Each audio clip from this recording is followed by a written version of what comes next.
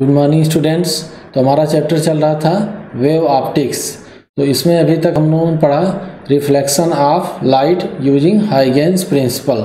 अब नेक्स्ट आइए देखते हैं, हमें पढ़ना है वेव कैरेक्टरिस्टिक्स ऑफ लाइट।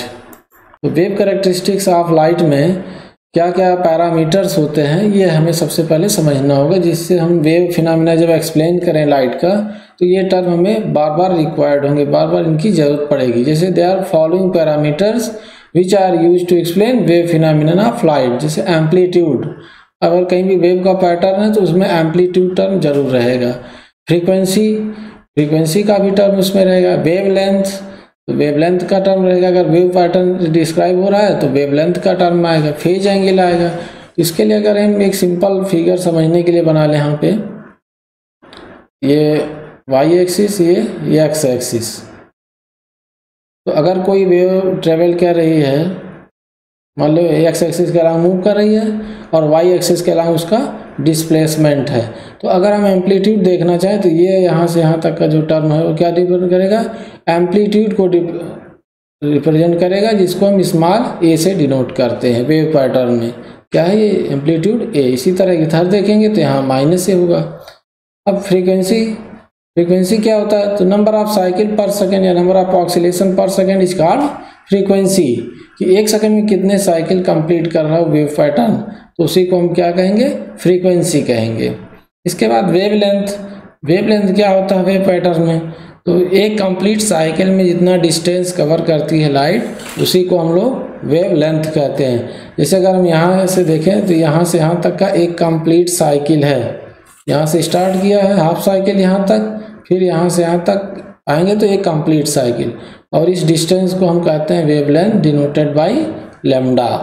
तो इस तरह से हम वेवलेंथ समझ सकते हैं कि लाइट वेव पैटर्न में क्या है, लैम्डा कहाँ से कहाँ तक का लेंथ होता है। इसके बाद आता है फेज एंगल फाई।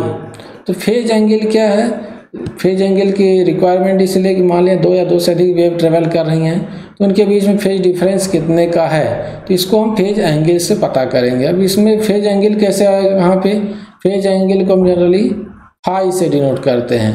तो जैसे यहाँ पे देखें फेज एंगल की वैल्यू 0 डिग्री होगी, यहाँ पे फेज एंगल की वैल्यू पाई बाई 2 होगा क्रेस्ट पे मैक्सिमम एम्पलीट्यूड पोजीशन। फिर यहाँ पे फेज एंगल की वैल्यू पाई होगी, फिर यहाँ पे अगेन 3 पाई बाई 2 होगी, फिर यहाँ पे पहुँच के 2 पाई। तो इस तरह हम ये देख सकते हैं किसी वेव पैटर्न के लिए फेज एंगल की वैल्यू एक कंप्लीट साइकिल में कहाँ पर क्या वैल्यू होती है ये पता हमें चल जाएगा यहाँ से, कि फेज एंगल की वैल्यू पाई बाई 2 है या पाई है, तो ये फेज डिफरेंस बताएगा कि दो वेव है या कितना का फेज डिफरेंस उनके बीच में आ रहा है। तो इस तरह से ये पैरामीटर्स का हमारा रिक्वायरमेंट होगा बार बार, जिसको हम लोग ये वेव पैटर्न से देखें। इसके बाद नेक्स्ट आते हैं, एक टर्म आता है यहाँ पे इंटेंसिटी। कि अगर वेव फिनोमेना से लाइट चल रही है वेव पैटर्न में तो इंटेंसिटी को कैसे डिस्क्राइब किया जाता है, तो यहाँ पे इंटेंसिटी को हम लोग सिंपली आई नॉट से रिप्रेजेंट करेंगे। किससे, आई नॉट। ये हमारा इंटेंसिटी का सिंबल होगा किसी एक सिंगल वेव के लिए। तो according to wave picture of light, मतलब वेव फिनोमेना अगर हम कंसीडर करें तो जो इंटेंसिटी होता है directly proportional to square of amplitude. तो अभी हमने एम्पलीट्यूड देखा था, वहाँ से ये क्या है, इंटेंसिटी एम्पलीट्यूड के डायरेक्ट स्क्वायर के डायरेक्टली प्रोपोर्शनल होता है। तो यहाँ से अगर हम लिख सकते हैं तो क्या हो जाएगा, I not directly proportional to a square. यहाँ से हमारा एक रिलेशन क्या बन जाएगा, I not equal to K into A square, where K is a proportionality constant. तो हमारा एक फॉर्मूला मिल गया। यहाँ हम लिख सकते हैं K is proportionality constant, proportionality constant। तो इस तरह से ये हमें फार्मूला में गया इंटेंसिटी का, और ये डिफिनीशन। तो सिंपली इंटेंसिटी कितनी होगी किसी सिंगल लाइट वेव की, उस डिपेंड करेगा कि उसका एम्पलीट्यूड क्या है, और उसके अकॉर्डिंग हम इंटेंसिटी को डिस्क्राइब कर सकते हैं according to wave picture of light. Wave amplitude कम है तो इंटेंसिटी कम होगा लाइट का, अगर एम्पलीट्यूड लार्ज है तो इंटेंसिटी भी लार्ज होगा। ये वेव फिनोमेना के अकॉर्डिंग इंटेंसिटी को डिफाइन किया जाएगा। इसके बाद नेक्स्ट आता है हमारा टॉपिक इनकोहेरेंट सोर्स। अब हमें इंटरफेरेंस पैटर्न पढ़ना, तो इनकोहेरेंट सोर्स देखेंगे क्या होता है यहाँ पे, कब किसी सोर्स को इनकोहेरेंट सोर्स कहेंगे। तो ये source is said to be incoherent if their frequency and phase vary with time. कि अगर क्या है, लाइट इनकोहेरेंट कब कही जाएगी, ये source is said to be incoherent if their frequency and phase vary with time. तो इसको हम लोग फिगर से देखते हैं। ये कंडीशन अगर हमारा ऐसा सिचुएशन है तो ये दोनों इनकोहेरेंट सोर्स कहे जाएंगे। तो यहाँ पे है क्या, यहाँ पे एक स्लिट है S1 और एक स्लिट S2 है। तो S1 पे एक बल्ब ग्लो कर रहा है, S2 पे एक बल्ब ग्लो कर रहा है, दोनों अलग अलग बल्ब हैं, दोनों क्या है, सोडियम लैंप हैं। तो S1 S2 स्लिट से अगर लाइट आगे जाए, दोनों अलग अलग बल्ब, तो स्क्रीन पे जो इंटरफेरेंस पैटर्न मिलेगा वो क्या होगा, इनकोहेरेंट सोर्स के अकॉर्डिंग होगा। और यहाँ पे दोनों S1 S2 source are said to be incoherent source. S1 और S2 को इनकोहेरेंट सोर्स कहेंगे।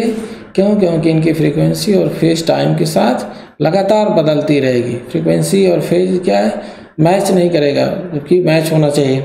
तो फेज लगातार बदलता रहेगा, तो ये दोनों इनकोहेरेंट सोर्स कहे जाएंगे। तो अगर मान लें S1 से चलने वाली लाइट की इंटेंसिटी I0 है, S2 से चलने वाली इंटेंसिटी की लाइट भी I0 है, तो यहाँ स्क्रीन पर हमें टोटल कितने इंटेंसिटी की लाइट मिलेगी, 2I0 इंटेंसिटी की लाइट मिल जाएगी। मतलब जैसे कमरे में दो बल्ब जल रहे हैं, तो दोनों क्या इंटेंसिटी सम होकर के हमें स्क्रीन पर मिलेगा। और इस केस में दोनों इंडिविजुअल वेव इनकोहेरेंट सोर्स कहे जाएंगे। हमें यहाँ पे रिक्वायर्ड इनकोहेरेंट कोहेरेंट सोर्स का, इसलिए हम पहले समझ रहे हैं यहाँ इंटरफेरेंस पैटर्न में इनकोहेरेंट सोर्स क्या होता है। तो इनकोहेरेंट सोर्स मतलब सिंपली अगर दो लाइट बल्ब हम यूज करें, क्या है, स्क्रीन पर इंटेंसिटी देखने के लिए, तो दोनों लाइट बल्ब इनकोहेरेंट सोर्स कहे जाएंगे और स्क्रीन पर इंटेंसिटी दोनों इंडिविजुअल का सम अप हो जाएगा।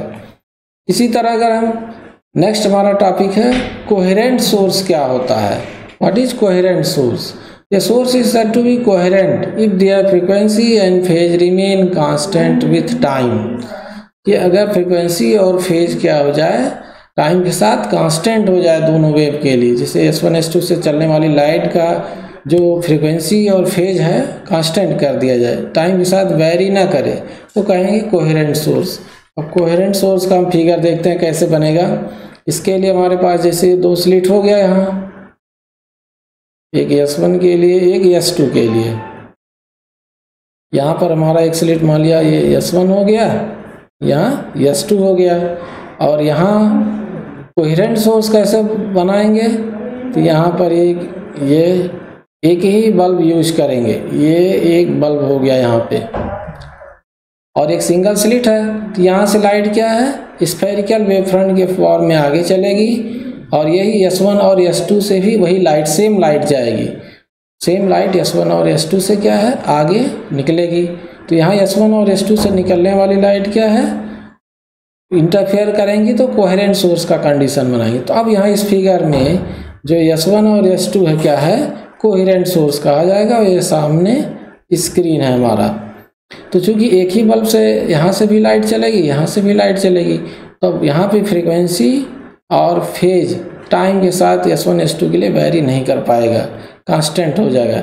यहाँ से जो भी फ्रीक्वेंसी या फेज चेंज होगा S1 S2 के लिए दोनों कॉमन हो जाएगा, मतलब फेज को इंटरलॉक कर दिया जाएगा इस अरेंजमेंट के अकॉर्डिंग। तो ये S1 and S2 are said to be coherent source. यहाँ हम क्या कहेंगे, S1 एंड S2 आर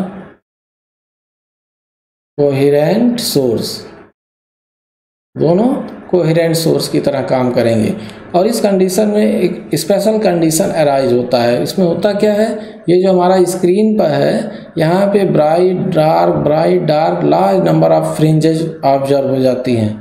जैसे कहीं पे ब्राइट बनेगा, चमकता हुआ रीजन दिखेगा, कहीं बगल में इस तरह डार्क दिखेगा, फिर ब्राइट दिखेगा। तो इस तरह से ब्राइट डार्क का पैटर्न बन जाएगा यहाँ पे। तो ये कब पॉसिबल है, ओनली फॉर कोहेरेंट सोर्स के केस में ही ये पॉसिबल है कि ब्राइट बने, चमकता हुआ रीजन दिखे स्क्रीन पर और बगल में डार्क भी दिखे। फिर ब्राइट दिखे, फिर डार्क दिखे।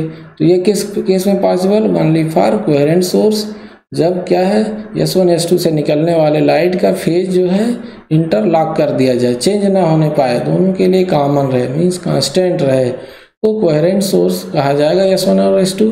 और यही हमें कंडीशन समझना था, जिसका यूज करके हम आगे फिर नेक्स्ट स्टडी करते रहेंगे। तो ये क्लियर हो गया यहाँ पे कि कोहेरेंट सोर्स कब बनेगा।